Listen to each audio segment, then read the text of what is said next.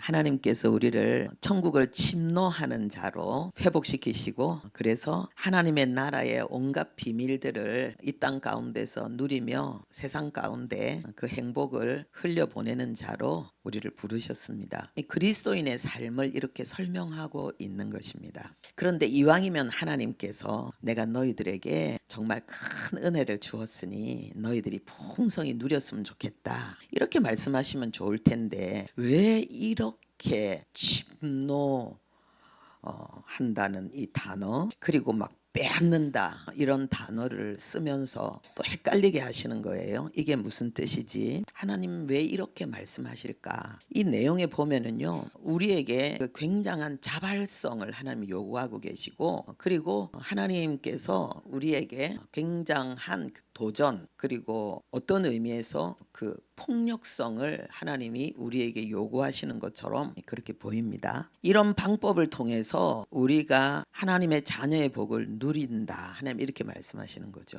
그러면은 우리가 신앙생활을 하는 데 있어서 내가 원하는 만큼 누리지 못하는 아쉬움과 안타까움에 대한 해답이 여기 있는 거죠. 내가 어떤 부분에 있어서 내 신앙이 교정되어지고 새로워져야 되는가? 그러면 나는 이 땅에서 땅에 속하여 살아가고 있으면서도 하늘에 속한 자로서 하나님의 복을 풍성히 누리면서 항상 기뻐하고 끊임없이 하나님의 사랑을 외치는 자로 살 수 있다는 거죠. 우리가 여기에서 먼저 첫 번째로 기억해야 될 것은, 하나님이 우리에게 이런 좀 일반적으로 그리스도인이 많이 쓰지 않는, 우리 머릿속에는 잘 없는 이런 단어를 통해서 하나님이 우리에게 정말 강하게 요구하시는 그 뜻을 우리가 취해야 되는데, 우리가 일반적으로 생각하는 기독교에 대한 이미지, 그리고 내가 신앙생활은 이런 것이다 라고 생각하는 내 신앙생활에 대해서 하나님께서 뭔가 다른 걸 이야기하고 있는 거죠.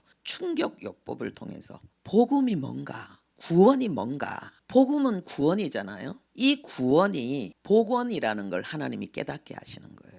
복원. 성경을 우리가 함께 보겠는데요, 이 무엇에 대한 복원인가? 죄로 말미암아서 파괴되어진 우리의 인성, 우리의 삶 전체를 다시 타락하기 이전 상태로 복원시키는 것, 그것이 구원이라는 거예요.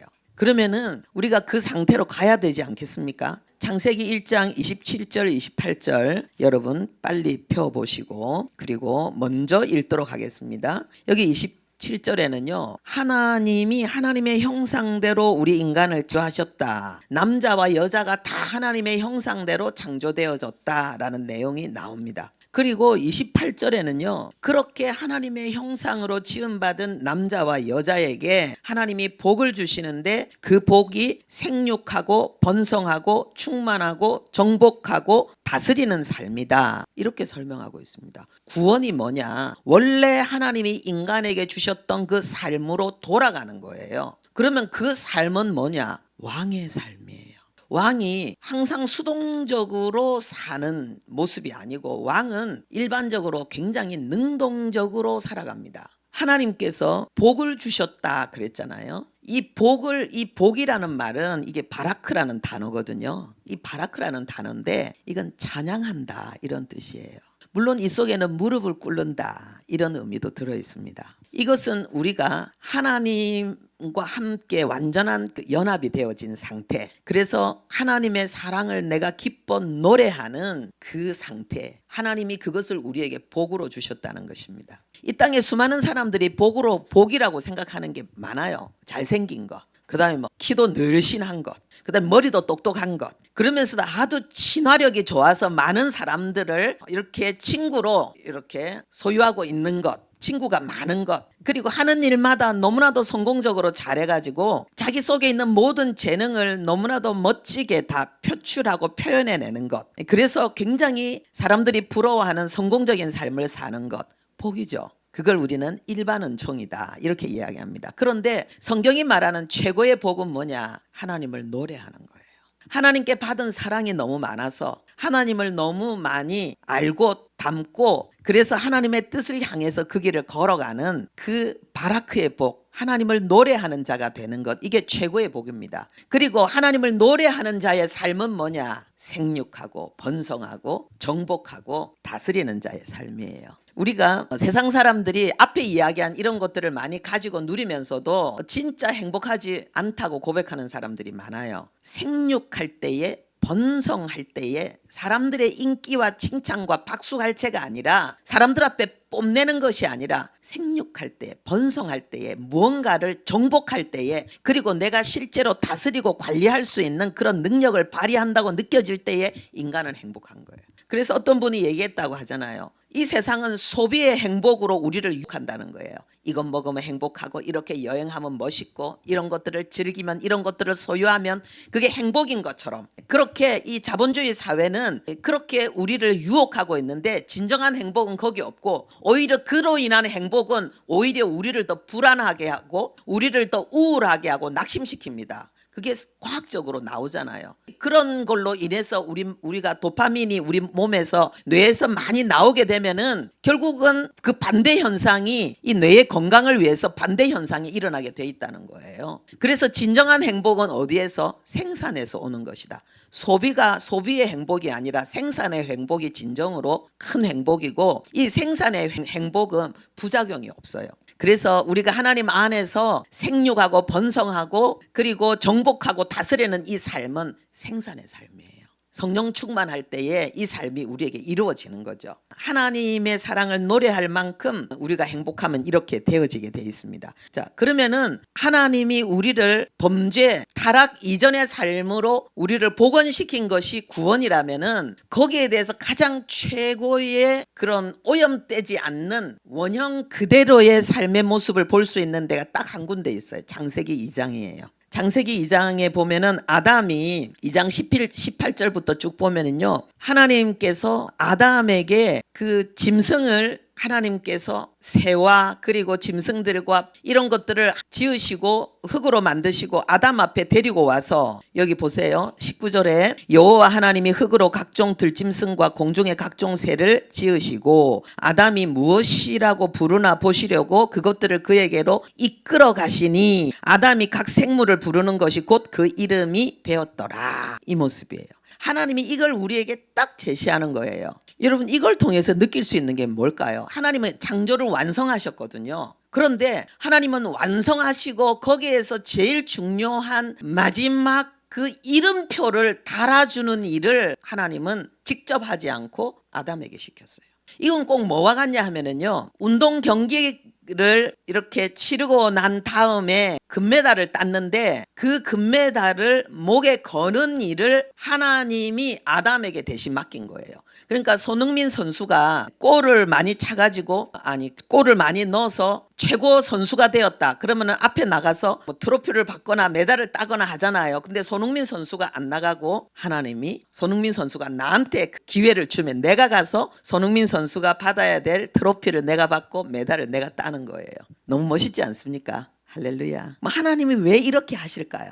하나님이 여기 보세요. 새를 지으시고 아담이 무엇이라고 부르나 보시려고 그것들을 전부 아담으로 이끌어 가시니 그랬습니다. 여기 하나님의 마음이 느껴지지 않습니까? 아담이 뭐라고 부르는가 보고 싶은 거예요.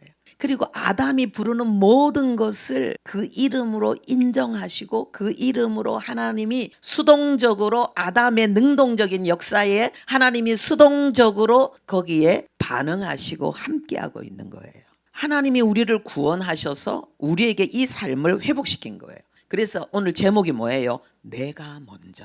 내가 해야 될 일이 있다는 거예요.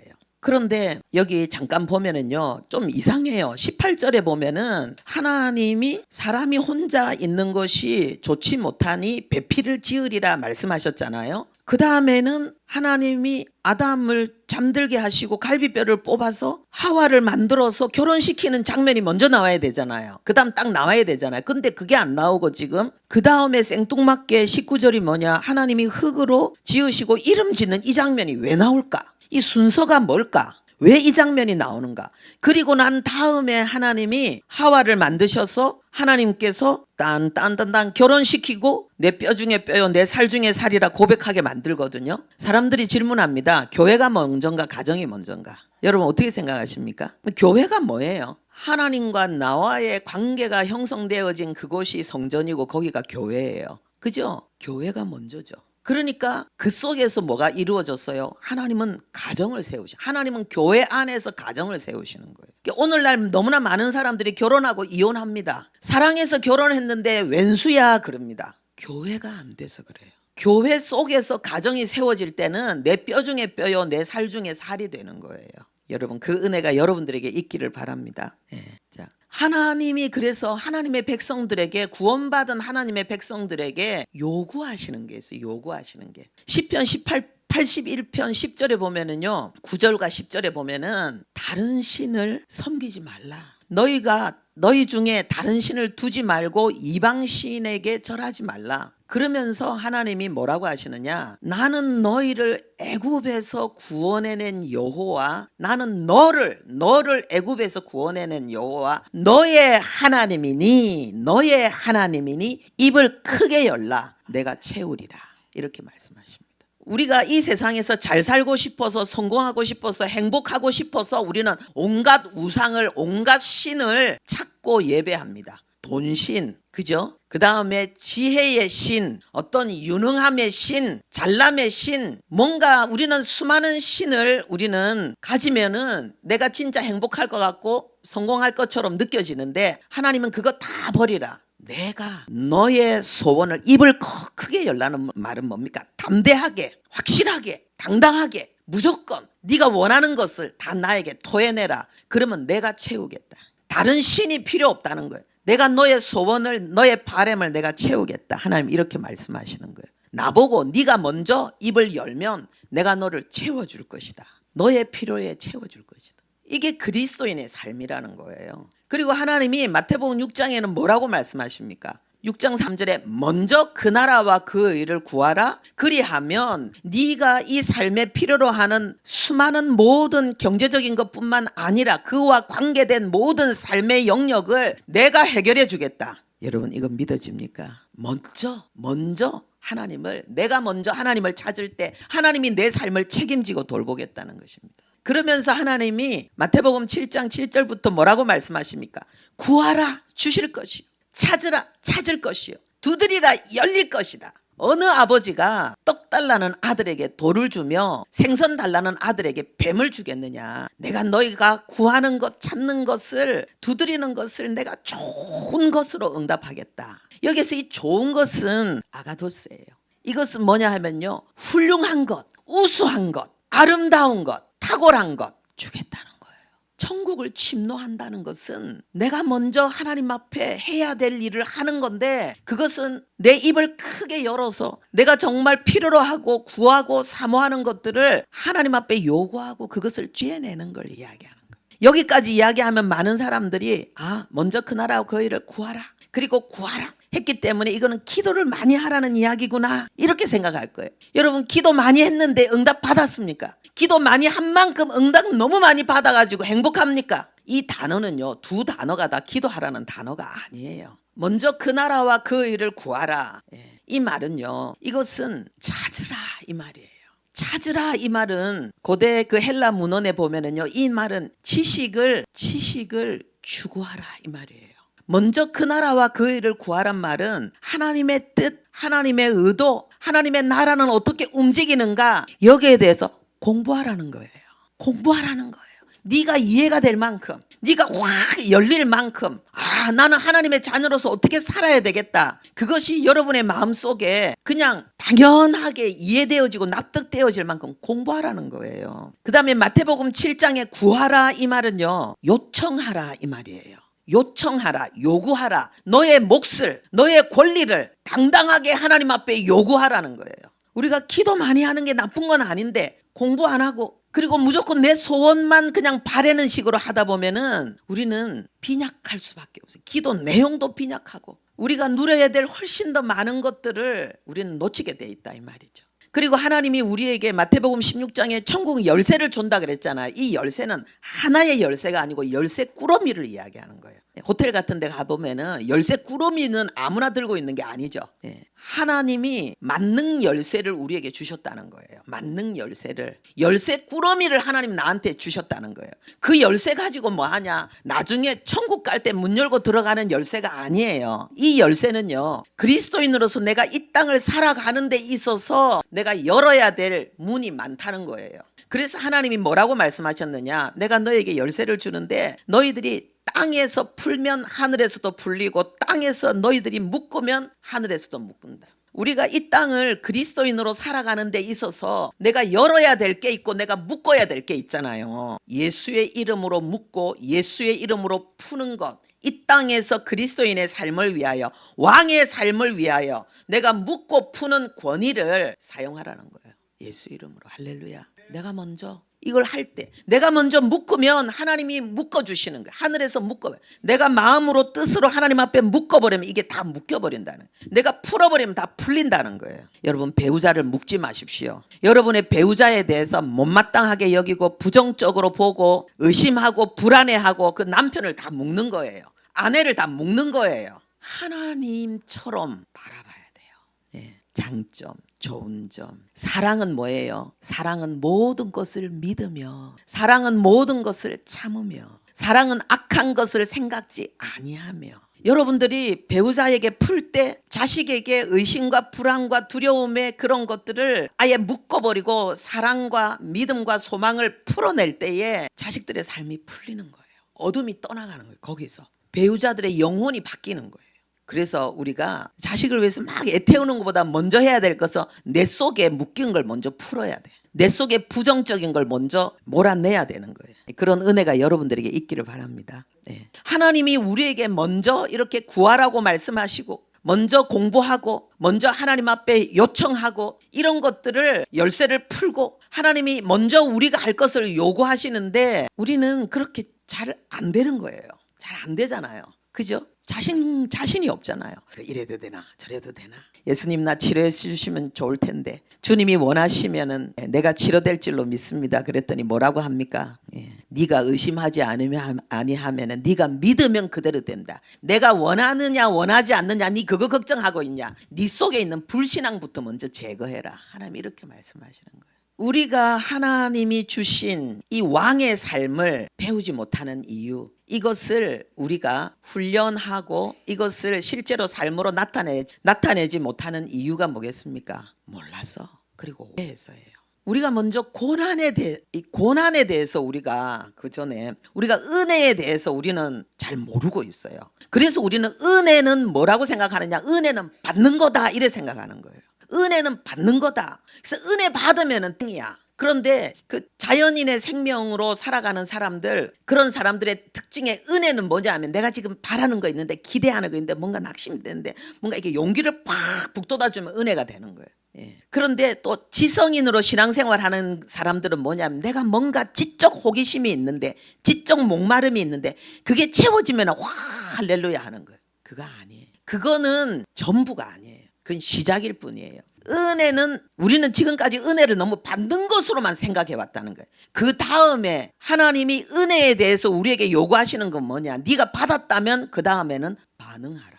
은혜에 반응하는 삶에 대해서는 우리가 너무 모르고 있었다는 거예요. 그래서 반응은 생전 안 하면서 받기만 하려고 그래요. 그래서 사해가 되잖아요. 사해. 죽은 바다. 그러니까 은혜를 받을수록 이상한 사람이 되는 거예요. 이상한 사람이. 자기는 막 은혜 받은 게 많아갖고 너무 긴데 옆에 사람은 불편해. 별로 되는 일도 없어. 계속해서 은혜 받은 것만 이야기해. 받았으면 그 다음에 뭐예요? 반응해야 돼. 반응이 없는 거예요. 그리고 우리가 또 하나 기억해야 될 게 뭐냐 하면은요, 보혜사 예수님과 보혜사 성령님의 사역의 방법이 달라요. 보혜사 예수님과 함께 있을 때 제자들은 뭐 했습니까? 맨날 따라만 가면 돼. 예수님 졸졸졸졸 따라가고 예수님이 시키는 것만 하면 돼. 얼마나 쉬워요. 신났죠. 그러니까 베드로는 나는 예수님을 위해서 죽을 수도 있습니다. 진심이었어요. 근데 실제로 자기 자신이 죽을 실력이 있다는 건 몰라. 예수님을 위해 죽을 실력은 없다는 걸 본인이 모르는 거죠. 착각하고 있는 거예요. 성령님은 어떻게 반응하는가? 어떻게 사역하시는가? 예수님이 사역하실 때는 예수님이 앞장서가고 제자들은 뒤따라갔습니다. 그런데 성령님이 사역하실 때는요, 제자들이 앞서가고 성령님은 뒤따라가면서 반응하는 모습입니다. 우리가 먼저 가고 성령님은 뒤에서 역사하십니다. 근데 그렇다면은 나는 그러면 내 마음대로 막 저지르면 되느냐? 성령님의 사역이 두 가지가 있습니다. 성령님의 내적 사역과 외적 사역이 있습니다. 그러니까 성령님의 내부 사역과 외부 사역이 있습니다. 성령님의 이 내부 사역은 뭡니까? 예수를 나의 주 나의 하나님으로 시인하게 만들고 내 구원을 확신하게 만들고 그리고 나에게 하나님을 사랑하게 하고, 여러분 오늘 독서 시간에 나눔 시간에 나오는 게 뭡니까? 하나님의 생명이 우리에게 있을 때 그 특징이 뭐냐? 첫 번째 하나님 사랑이라는 거. 하나님 사랑해. 하나님을 어떻게 사랑해야지? 그냥 사랑이 나오는 거예요. 그 생명을 그냥 하나님을 사랑하는 거예요. 그냥 하나님 얘기만 하면 그냥 얼굴이 해처럼 빛나고 하나님 얘기 듣고 싶고 하나님의 사람이 제일 좋아 보이고 멋있어 보이고 하나님의 뜻이라면 그것이 그냥 최고고 하나님 사랑. 그 다음에 뭡니까? 하나님의 생명에서 나오는 게 그 다음에 뭐예요? 이웃 사랑이에요. 사랑은 허다한 허물을 덮느니라. 다 이뻐 보이는 거예요. 좋아 보이는 거예요. 장점만 보이는 거예요. 부족한 점 있죠? 기다려주는 거예요. 하나님이 나를 기다려주신 것처럼. 그리고 뭡니까? 정결이잖아요. 하나님의 생명의 특징 정결이잖아요. 선은 사랑하고 의는 옳음은 사랑하지만은 악은 미워하는 거예요. 악은 역겨워하는 거예요. 추하게 여기는 거예요. 돈이 좋지만 추하게 버는 돈은 외면하는 거죠. 아무리 겉모습이 멋있어도 그 사람의 인격과 삶이 추하다면은 거들떠도 안 보는 거죠. 그게 그리스도인의 하나님의 생명에서 나오는 정결이죠. 마지막은 뭡니까? 겸손이잖아요. 겸손. 근데 여러분 그 책 보고 놀라지 않습니까? 겸손을 뭐라고 이야기합니까? 자기 죄를 보는 것. 여러분 자기 죄를 보는 사람만이 겸손할 수 있습니다. 그래서 하나님 앞에 겸손하고 사람 앞에 겸손한 그 자만이 생육, 번성, 충만, 정복, 다스리는 왕의 삶을 살 수 있습니다. 그래서 구원받은 자녀인 나를 하나님께서 왜 이렇게 고난 가운데서 괴롭게 살게 하시는가? 왕의 훈련이에요. 왕의 교육을 받는 거예요. 근데 그냥 고난에서 벗어나려고만 하고 언제 내 고난이 끝나나 이것만 자꾸 생각하고 왜 하나님은 나에게 계속해서 이런 고난을 주시는가 원망은 하면서 자기를 돌아보지 않는가? 내 신앙이 정말 성경적인가? 말씀대로 내가 바로 믿고 있는가? 그럼 안 되는 거죠. 성령님의 내적인 사역이 이루어진 만큼 외적인 사역이 이루어지는 거예요. 외적인 사역은 뭡니까? 병 고치고 능력 행하고 귀신 쫓아내고, 이건 전문적으로 귀신 쫓아내는 걸 이야기해요. 예언하고 하나님의 복음을 선포하고 믿음의 역사를 이루어내는 거. 우리는 성령의 이 내적인 사역은 우리가 도외시하면서 여기에 대해서는 게으르게 반응하면서 외적인 사역만 자꾸 추구하면은 괴물이 되게 돼. 기독교 괴물이 되게 돼 있어요. 누가 그런 사람 보고 예수 믿겠어요? 어이구 나도 저런 사람처럼 될까 싶어서 교회 안 나가야 되겠다. 니는 천국 가냐? 나는 만국 간다. 이런 소리를 하는 거예요, 세상 사람들이. 우리가 겉으로 아무리 대단한 걸 해도요, 이게 내면이 예수화 되어져야 돼요. 마귀화 되어진 내 내면이 예수화 되어지지 않으면 안 되는 거예요. 그러면은 우리가 어떻게 해야 되느냐? 오늘 우리가 읽은 그 본문 말씀에 보면은요, 마태복음 11장으로 우리 넘어가 봅시다. 하나님이 뭐라고 말씀하십니까? 지금 귀 있는 자는 들으라 그러잖아요. 여러분 하나님의 음성이 들립니까? 첫 번째로 여러분들이 생각할 것은 내가 교회는 다녔는데 진짜 나는 거듭났는가? 하나님의 생명이 내 속에 있는가? 이걸 의심해 봐야 돼요.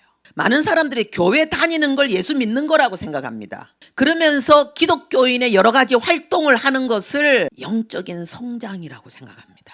그렇지 않습니다. 정철 선생님 아십니까? 나이 든 사람 다 알아요. 한국에 이 영어 하면은 정철 하면 영어. 이분이 지금 아주 정말 훌륭한 일을 하고 계시잖아요. 이분이 정철 영어 그래갖고 지금 성경, 영어로 성경을 가르치는 전도, 그거를 지금 교회에 퍼뜨리고 있거든요. 이분이 아들의 전도를 받고 그래 좋다 그럼 내 교회 나갈게. 2년 동안 교회를 나갔고요. 성경을 열심히 봤어요. 예수 믿은 겁니까? 믿을까 말까 연구한 거예요. 그리고 이분이 2년 만에 예수님을 영접했어요. 거듭났다는 거예요.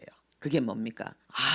나는 죄인이고, 나는 예수가 없으면은 나는 죄덩어리고, 나는 예수님으로 말미암아 구원받아서 나는 하나님의 자녀가 되는 길만이 내가 살 길이라는 걸 비로소 깨닫고 예수님을 나의 주 나의 하나님으로 영접한 거예요. 거듭난 게 2년 만에 거듭난 거예요. 여러분, 교회 다닌다고 나 예수 믿는다 이렇게 말하지 마세요. 진짜 내가 예수 믿는지 여러분들이 여러분의 영혼을 점검을 해야 돼요. 여러분, 그 지금 우리 독서하는데 자연적인 생명에서 나오는 여러 가지 현상으로 교회 다닐 수도 있고 성경 읽을 수도 있고 기도할 수도 있다 그랬잖아요. 그렇죠? 그걸 내가 예수 믿는 거로 착각하면 안 돼요. 예. 우리 성경 한번 보겠습니다. 예수 믿는 거는 뭐냐? 사도행전 2장 37절에서 38절. 사도행전 2장 37절에서 38절. 여기 중요한 게 나옵니다. 베드로가 설교했을 때에 그들이 이 말을 듣고 마음에 찔려 베드로와 다른 사도들에게 물어 이르되 형제들아 우리가 어찌할꼬 하거늘 베드로가 이르되 너희가 회개하여 각각 예수 그리스도의 이름으로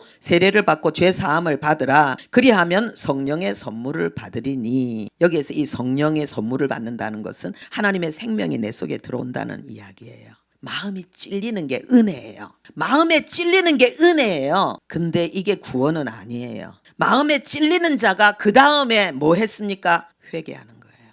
예, 진짜 나는 죄인이라는 걸 고백하고 그리고 예수님을 나의 구원자로 받아들이는 거. 근데 세례를 받으라 그랬단 말이에요. 이 세례는 뭐예요? 공포하는 거예요. 사람들에게 시인하는 거예요. 나는 그리스도인이다. 이 예식을 세례 예식을 통해서 공포하는 거예요. 그러면은 그냥 선물은 그냥 받는 거예요. 여러분 중에 지금까지 많은 찔림을 받았지만은 예수님을 나의 그리스도로 나의 주로 영접한 적이 없는 분들은 예수님을 나의 주로 나의 하나님으로 영접하시기 바랍니다. 어떤 사람은 한 번으로 안 되는 사람이 있어요. 진짜 예수님은 나의 주님이십니다. 나의 하나님이십니다. 그거를 정말 그 영혼 속에 계속 하는 가운데에 진짜 하나님의 생명이 성령이 그 속에 임재하시고 내가 하나님의 자녀라는 그 사실, 하나님을 향한 사랑, 그러니까 이웃을 향한 사랑, 그리고 성과 악에 대한 새로운 태도, 내가 잘났다고 막 대단하게 여기면서 사람을 무시했던 그 마음의 태도가 싹 바뀌는 거예요. 이런 변화가 우리 안에 있기를 바랍니다. 10명의 문둥병자가 예수님께 치료받았죠. 그 사람들은 이제 10명 다 예수님께 열광했어요. 근데 예수님이 도대체 누구시길래 나의 운명을 바꾸었는가? 이것을 알아보기 위해서 예수님께 알아보기 위해서 다시 돌아와서 구원받은 사람은 한 사람이었어요. 9사람은 문둥병 치료받아서 하나님의 은혜 받아서 팬으로 남았고 예수님을 열광하는 자, 사랑하는 자, 예수님의 그냥 인기를 증명하는 자로 남았고 선전하는 자고요. 한 명은 구원받은 자예요. 우리 남편이요. 몇 년 전에 거듭났습니다. 사부지만. 우리 남편 은혜 받았습니다. 주님 사랑했습니다. 주님 위해 살고 싶었습니다. 그건 자연적인 생명이죠. 지적 호기심, 지적 동의로 야 기독교 맞다. 아 인생 이렇게 사는 게 맞다. 지적 동의를 한 거예요. 그런데 그때부터는 자기 생각으로 자기 연구 자기 노력으로 교회 다녀가지고 사부까지 된 거예요.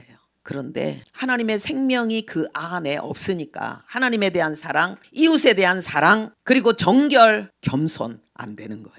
근데 죽음 앞에 갔다 오고 갔다 오는 그 자리에서 나는 천국 갈 믿음이 없다. 그게 은혜죠. 그리고는 거듭난 거예요. 거듭난 거예요. 거듭나고 나니까 우리 남편이 바뀌기 시작하는 거예요. 그래서 제가 너무 행복한 거예요. 예수님을 영접했다. 우리는 모릅니다. 내 앞에서 영접 안 해도 성령으로 하나님의 생명이 그 안에 들어간 사람이 있을 수 있어요. 그런데 중요한 건 뭐냐? 하나님의 생명이 그 속에 있으면은 그 사람은 달라요. 내가 정말 거듭났는가? 하나님의 생명이 내 속에 있는가? 여러분 생각해 보시기 바랍니다. 그리고 오늘 지금 본문에 다시 본문으로 가보면은요. 예수님이 직접 말씀하시는데도 예수님의 음성을 못 들어요. 영의 귀를 이야기하잖아요. 거듭나지 않았기 때문에. 그리고는 반응을 안 하잖아요. 예. 공감이 안 되잖아요. 마음은 딱 닫고 있잖아요. 혼적으로 교회 다니고 있는 거죠. 하나님을 굉장히 예수님을 막 추구하고 있지만은 마음은 닫고 있는 게 그러니까 피리 불어도 춤추지 않고 슬피 울어도 가슴을 치지 않는 거예요. 하나님에 대한 공감이 없는 하나님이 세운 십자가가 나의 기쁨과 그런데도 하나님의 자녀처럼 살지 못하는 내 자신의 연약함과 부족함에 대한 애통함 하나님을 모르고 죽어가는 자들에 대한 애통함이 없는 거예요. 그리고 내가 딱 재단하는 거예요. 내 마음에 들면 오케이 안 들면은 패션 아니면 외면 예, 그러니까 무슨 하나님의 임재가 있겠습니까, 여러분? 우리 남편 기도도 많이 하고 응답도 많이 받았어요. 종교적으로. 예, 우리 남편 죽어갈 때에 하나님 저에게 말씀하셔가지고요. 아, 지금 남편을 위해서 기도하라. 기도했죠. 병마가 떠나갔죠. 예, 그러나 거듭난 믿음은 아니었어요. 하나님의 은혜가 우리를 품어주는 거예요. 하나님의 생명이 내 안에 일어나는 그 시간까지. 예, 그 미국의 눔이라는 그 기업이 있습니다. 여기 회장님이 정세주 회장님이신데 굉장한 기업이더라고요. 근데 이분이 한국 사람이에요. 한국인데 20대 초반에 이분이 미국으로 건너갔어요. 왜? 자기 꿈을 이루기 위해서. 그럼 그가 이루고 싶었던 꿈은 뭔가? 아버지가 일찍 돌아가셨어요. 아버지가 굉장히 훌륭하고 너무 존경하는 의사 선생님이에요. 미국에서 유학까지 하고 온 의사 선생님인데 병으로 인해서 1년 동안 그런 어려움을 겪으면서 병사하셨어요. 이 아들이 2년 동안 너무너무 고통을 했어요. 아버지가 죽어가면서 얼마나 많은 이야기를 아들에게 했겠어요. 엑기스를. 정말 자기의 생명을 지금 생명의 불이 꺼져가면서 이 아들에게 얼마나 소중하다고 여기는 이야기들을 많이 했겠어요. 근데 아버지가 돌아가시고 난 다음에 방황하다가 2년 만에 마음을 정했어요. 무엇으로 아버지가 나에게 보고 싶은 모습은 무엇일까? 아버지가 보고 싶은 내가 성장해 가는 모습은 무엇일까? 그걸 생각한 거예요. 자연적인 생명으로도 그게 되는 거예요. 우리 예수 믿는가? 하나님이 아담을 창조하시고요. 하나님이 만든 피조물들의 왕으로 아담을 세우셨잖아요. 그리고 보내고 하나님이 이름을 뭐라고 짓나 한번 보자. 하나님이 십자가를 세워서 그리고 하나님의 성령을 우리에게 보내주셔서 하나님의 이름도 성령도 생명도 다 주셔서 하나님이 보고 싶은 게 있다니까요. 그분은 정말 너무너무 힘든 어려운 시간들을 남 부끄러워하지 않고 자랑스럽게 여기면서 그 고난을 자랑스럽게 여기면서 당당하게 단 한 번 시작한 사업이 지금까지 롱런한 거예요. 우리 하나님 말씀하신 내가 너의 아버지인데 생선을 달라는데 내가 뱀을 주겠냐? 구하라. 그럼 내가 가장 훌륭한 것, 가장 좋은 것, 가장 아름다운 것, 가장 탁월한 것, 가장 우수한 것 내가 너에게 주겠다. 여러분 왜 요셉을 애굽의 총리로 세웠습니까? 대체 불가. 그만한 사람이 없으니까. 왜 다니엘을 세웠습니까? 그만한 사람이 없으니까. 이런 말이 있어요. 경쟁하지 말고 독점하라. 이 말을 제가 이번 주에 들었는데요. 옆에 사람하고 경쟁해서 옆에 사람 이기려고 하지 말고 단 하나밖에 없는 희귀한 존재가 되라는 거예요. 요셉 같은 사람이 그 요셉밖에 없으니까, 다니엘 같은 사람이 다니엘밖에 없고 에스더 같은 사람이 에스더밖에 없으니까는 유대인인데도 불구하고 외국인인데도 불구하고 포로인데도 불구하고 세우는 그런 사람. 나 같은 사람 나밖에 없어. 내 안에 계신 하나님과 함께 나의 나됨이 하나님의 은혜라고 고백할 수 있는 내가 바로 하나님의 작품이 되고 내가 바로 세상에서 유일하게 단 하나의 예수의 향기를 내가 되어서 풍기는 나의 노래를 만드는 우리가 되기를 바랍니다.